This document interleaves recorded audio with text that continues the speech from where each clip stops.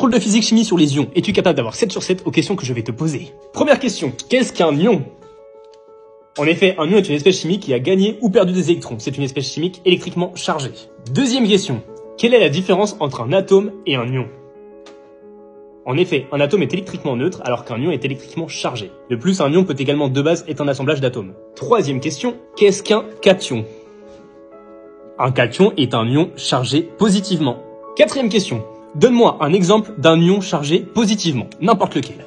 On va voir si je suis mentaliste, je pense que tu as pensé à l'ion calcium Ca2+, ou à l'ion cuivre Cu2+. Si c'est pas celui-là, dis-moi auquel tu as pensé en commentaire. On va step up un petit peu au niveau des questions de physique-chimie, mais rien d'alarmant. N'oublie pas de t'abonner si tu veux progresser en physique-chimie, et on passe à la 5e question. Pour former cet ion, l'atome de cuivre a gagné ou perdu des électrons?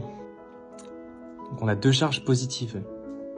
En effet, l'atome de cuivre a perdu 2 électrons. On enlève le négatif, il reste le positif. 6e question. Attention, il va falloir réfléchir un petit peu. Le nombre de protons dans l'eau-chlorure est identique, inférieur ou supérieur au nombre de protons dans l'atome de chlore?